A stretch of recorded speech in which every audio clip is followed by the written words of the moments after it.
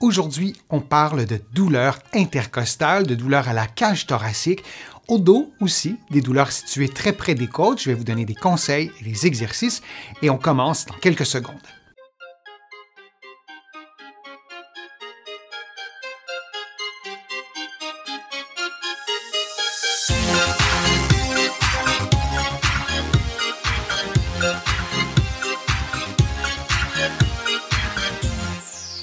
Je suis Denis Fortier. Si vous êtes nouveau ici sur ma chaîne YouTube, je vous conseille de vous abonner en cliquant sur le coin inférieur droit de l'écran. Je vous invite aussi à activer les notifications pour être informé de mes nouvelles vidéos et je vous invite aussi à vous abonner gratuitement à mon infolettre en visitant mon site web, le www.denisfortier.ca. Maintenant, les douleurs intercostales, elles sont relativement fréquentes et elles peuvent apparaître dans différents contextes. Par exemple, vous pouvez avoir des douleurs intercostales en raison d'une toux prolongée. Vous avez eu une grippe, vous avez eu un virus respiratoire et vous avez beaucoup toussé, vous pourriez avoir des douleurs intercostales. On peut aussi avoir des douleurs intercostales associées à une maladie respiratoire comme une maladie pulmonaire obstructive chronique. Les douleurs sont là aussi associées à la toux, mais on peut aussi avoir des douleurs situées très près des côtes associées à un problème au dos et à une multitude de problèmes de santé et parfois certains problèmes de santé qui sont relativement graves.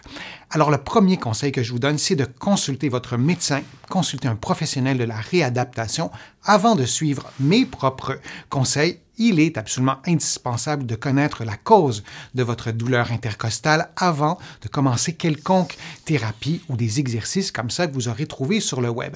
Lorsque vous avez un diagnostic, que vous savez par exemple qu'il n'y a pas de fracture, parce qu'une douleur intercostale peut aussi être causée par une fracture, par un accident, là, c'est intéressant d'intervenir, de faire des choses vous-même pour accélérer la guérison, pour soulager votre douleur et aussi pour récupérer l'ensemble de vos capacités physiques. Lorsque la douleur sera partie, il faudra aussi s'assurer que vous ayez retrouvé, par exemple, votre mobilité.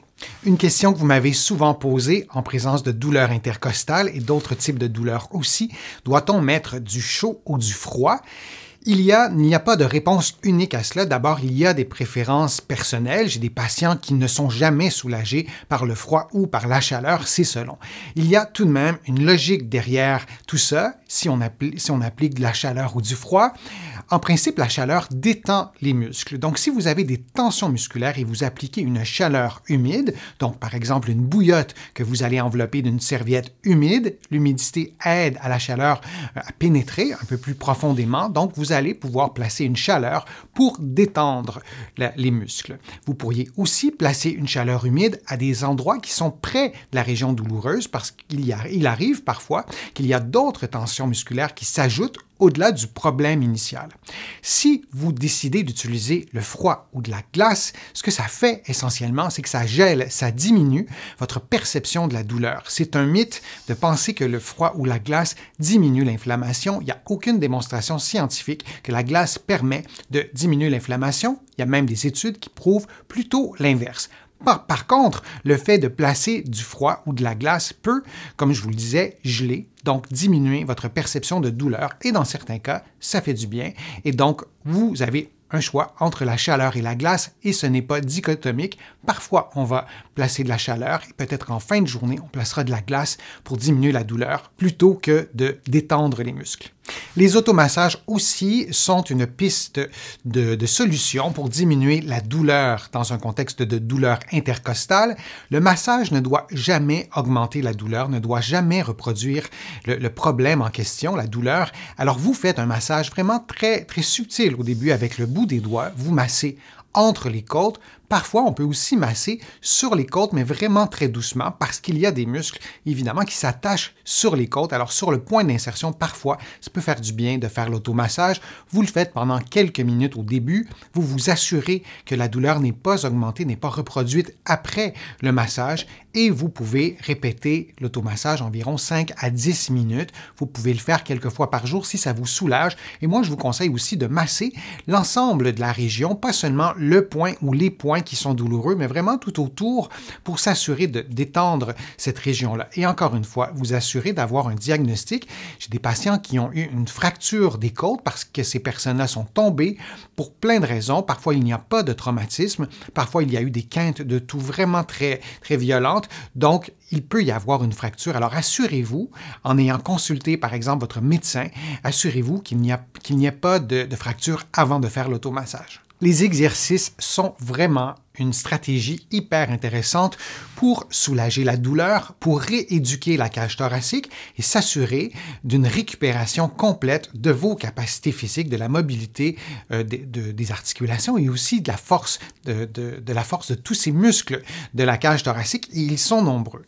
Premier exercice vraiment très simple, vous le faites en position assise ou couché sur le dos. Moi, je vous invite à choisir la position qui est la plus confortable et vous allez inspirer profondément, d'abord par l'abdomen, donc vous gonflez le ventre, et vous allez ensuite gonfler la cage thoracique et vous allez prendre une grande respiration. Au tout début, vous pouvez prendre une respiration modeste.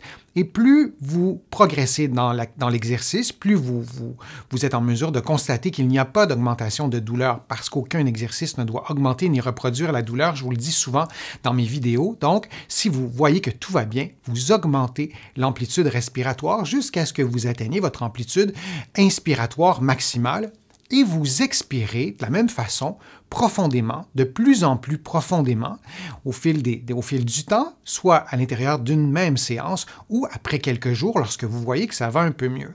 Alors, c'est une inspiration abdominale d'abord, ensuite une inspiration thoracique et ensuite vous faites l'inverse, vous expirez en baissant vos côtes au maximum et en tentant de vider l'air au maximum de vos poumons, sachant qu'il reste évidemment toujours un peu d'air dans vos poumons.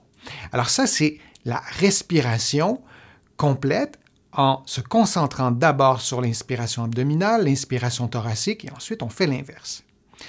On peut aussi ajouter une déclinaison à ce type de respiration, donc on va faire une respiration complète.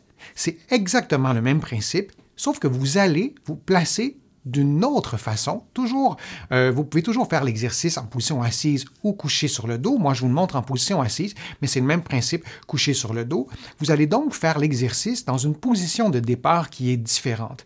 Vous allez, par exemple, incliner votre tronc, votre cage thoracique vers la droite ou vers la gauche, environ 50%, 25% de votre mobilité maximale. Vous n'allez pas faire un mouvement intense d'inclinaison, par exemple. Et dans cette position d'inclinaison, disons à 50% de votre mobilité, vous allez faire exactement le même exercice, c'est-à-dire d'inspirer par l'abdomen, par la cage thoracique, lentement, profondément, et ensuite vous faites l'inverse, vous expirez profondément. Vous faites toujours les exercices des deux côtés.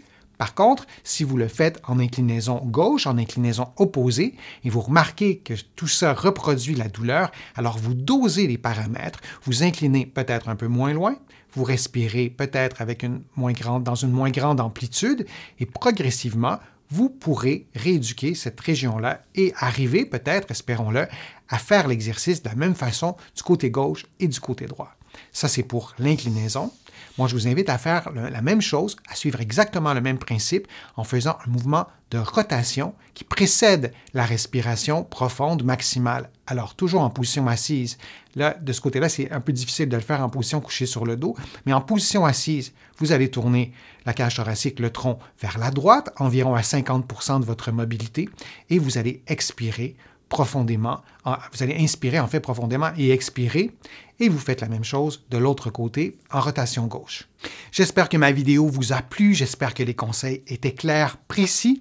Si c'est le cas, je vous invite à la partager sur vos réseaux sociaux, à cliquer j'aime, à la commenter. Vous le savez, ça me donne de plus en plus de visibilité, ça m'aide aussi à vous produire de nouveaux contenus. Je vous invite à visiter mon site web, le www.denisfortier.ca. Vous allez trouver plein d'informations sur la respiration et bien d'autres choses. Vous êtes des milliers à le visiter chaque jour et ça me fait bien plaisir. Et en terminant, vous allez trouver beaucoup d'informations aussi dans mes livres qui sont disponibles partout au Canada, en librairie et sur le web. J'ai le privilège d'être publié un peu partout à travers le monde, notamment en France. Là aussi, vous allez trouver mes livres en librairie et sur le web. Je suis Denis Fortier. Je vous remercie beaucoup. À bientôt.